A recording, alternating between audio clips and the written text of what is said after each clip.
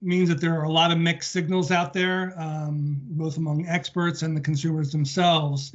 And that paradox is really what we have identified as probably the strongest consumer trend that we wanted to share as part of today's presentation. That puzzle of the seemingly contradictory behaviors of what consumers are saying and what they're doing, their concerns, but yet how they're following through in ways that aren't always consistent with those concerns.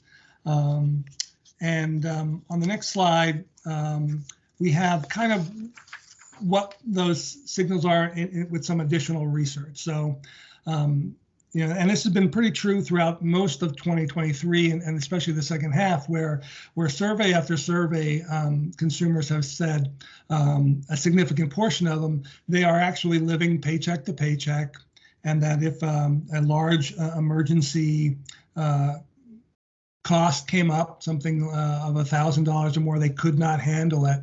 And they continue to express concerns, even though they had seen some decreases in the rate of inflation.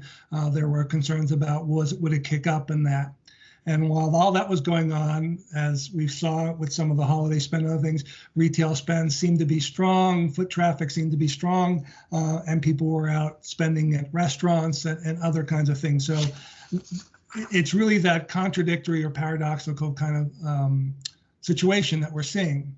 And what that, there were many researchers that seemed to show and say this. So on the next slide, though, there was one report or article that was put out by McKinsey and Company that I thought best kind of summed up what many researchers and the consultancies and things were saying. Today's consumers no longer live in a world of it's a world of and. So they live in a world of and, not or. And they provided some behavioral examples that we'd like to touch on from this. And while these are drawn directly from McKinsey, these are things that we've seen from other consultancies and other research companies, from the Morning Consult, Deloitte, and others. So these include feeling more stable, but also maintaining a bit of concern about inflation and other economic conditions. Splurging selectively while also trading down in certain other product category areas. Saving or trying to save on food purchases while at the same time making investments in restaurant visits, et cetera. And finally, prioritizing sustainability among products and companies that use sustainable practice while also trying to maintain affordability. I'm going to go into 3 of these 4 examples a little bit deeper and explore some of those contradictions.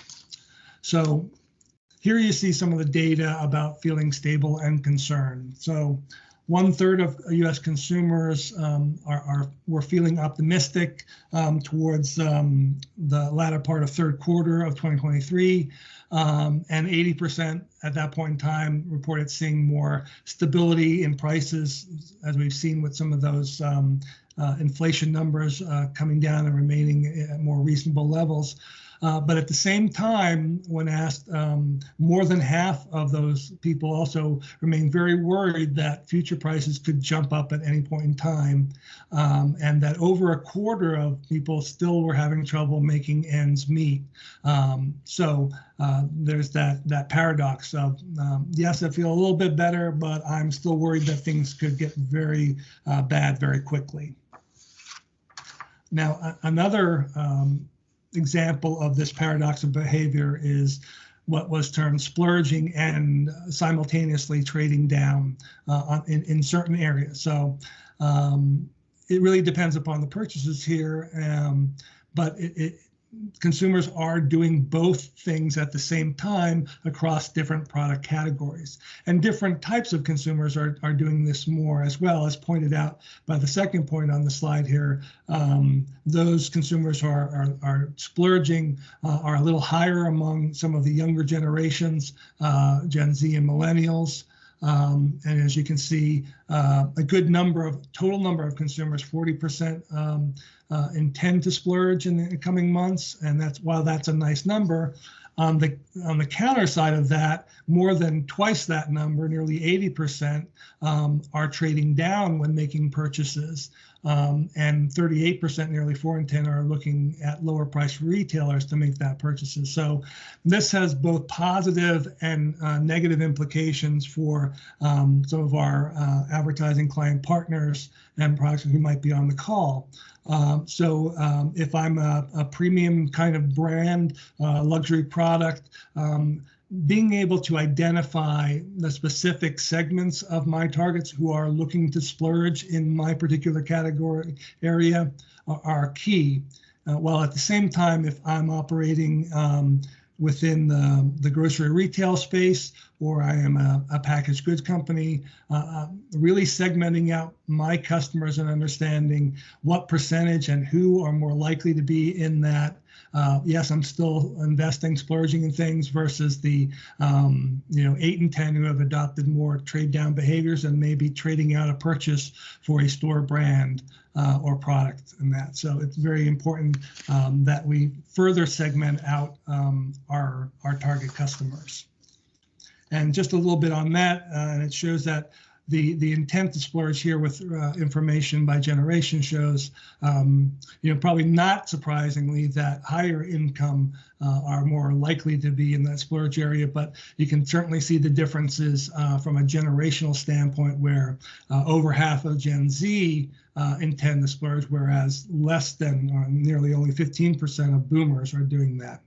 And it also varies by category. So some of our clients who are operating in the restaurant spaces are very happy to see that that tops the list, as do some of the travel clients that we do work with. Apparel, personal care, also following up with those things. But it's not universal across all buyers and all those things. So it's the nuances that are all a part of this paradoxical behavior that we're really seeing and exploring within this webinar today.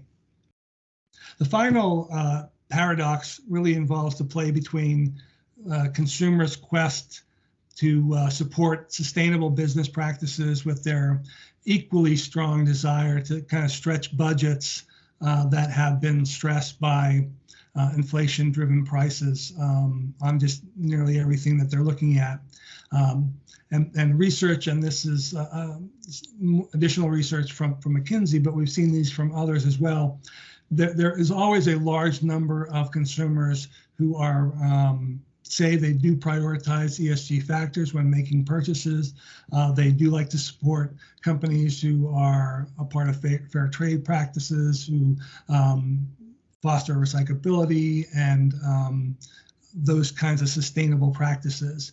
Yet, when it actually comes to making a purchase where a purchase of a sustainable product might lead to an increase on top of the inflated prices already, only 15% of consumers say that they are willing to pay that premium. So when the rubber meets the road, there are many fewer consumers who are willing to pay that premium in order to back up what they would like to do. Now that may change as some of the inflation numbers ease a bit, but it's still a very key and paradoxical behavior that we see. So I guess a question that you might be asking is like, what do we do with this kind of information? If a consumer is acting in a paradoxical way, a confusing way, how can we kind of work with that? And I guess in addition to doing a lot more segmentation of customers, another thing is that we may have to redefine our thinking about consumers themselves, and in particular, how we have segmented them into certain buckets. As is shown on this particular slide, the neat and tidy business category definitions are often at odds with what we're seeing in how consumers view those exact same kind of product categories. These are examples that we call out on the right here. So those of us in marketing may define a business category as restaurants, as we've seen with some of the data we've already shared. But consumers see it much more broadly. It's a part of a larger entertainment kind of expenditure in their mind. So you're not only competing in the restaurant category, but you're competing for entertainment dollars that they have to spend. On the apparel side, that's where we might think of things, purchasing of clothing, whereas consumers define that as just part of an experience called shopping. It is, yes, I might be buying apparel, but it is a part of an experience that I'm taking place. Yes, I'm buying an item, but it is broader than that. And the same thing is true when it comes to things like home decor, where consumers define this more in a relaxation environment. Yes, I'm buying furniture. Yes, I'm buying something that's improving my home environment. And a part of that, the desire to do that, is that it's going to help me enjoy the space, relax, something that I want to enjoy more of. And while we define something, say, within the beauty space as makeup, consumers look at that more as self-care. So the neat and tidy categories that we've often applied in the past may not work. And it led the Kearney Consumer Institute, which is where some of this information is drawn from, to ask, do we as marketers need to look at spend and behaviors through a different kind of lens? And not surprisingly, their suggestion or answer is a most definite yes. In fact, on this next slide, there is a quote that I really loved in this the piece that Kearney put out, which was, consumers think about spend much more broadly and emotionally, making justifications and trade-offs across their wallet. And obviously, I've highlighted and capitalized the word emotionally here for I think pretty good reason. In today's world, where we are trying to apply more and more data to consumers, and we are making decisions based on algorithms and all that, we have to remember that we are dealing with human beings who are often driven by emotion, which influences their decisions and behaviors. And as it says here, they make justifications when necessary. So we need to bring that type of thinking into our work if we're going to communicate more effectively with this newly evolved consumer.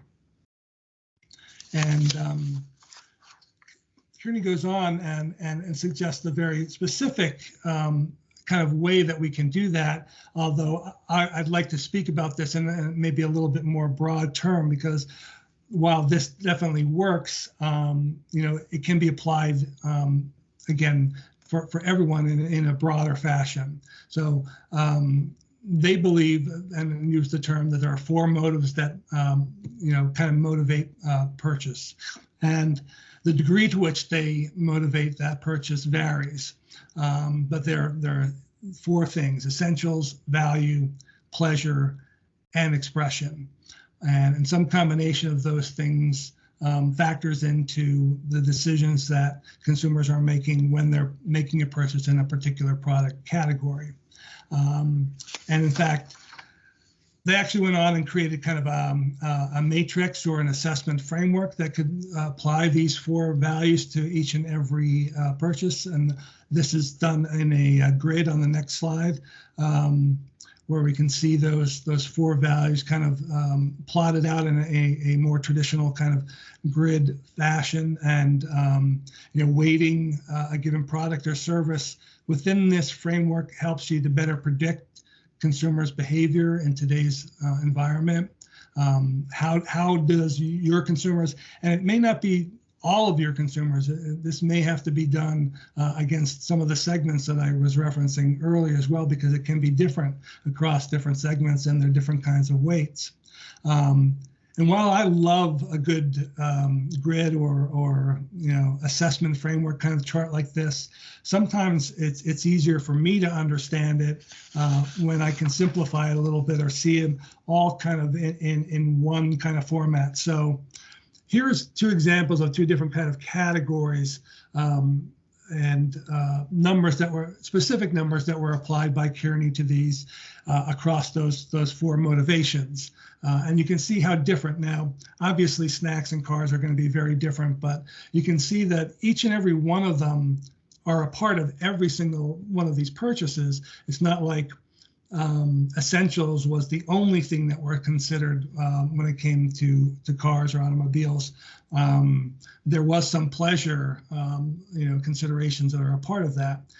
While as in snack purchases, it's a more even distribution of things. But and it's not so much important that you have like an exact percentage, but I think the exercise of understanding some of the more emotional components of purchase decisions are very important, more important than ever when it comes now to understanding and working with today's consumers. And I'll finish up this particular section by using another quote from Kearney, which said, we need to connect the economic with the emotional to assess how consumers are prioritizing and shifting spend across things. And if we do that, we will be much more successful in our goals and working to achieve those goals together.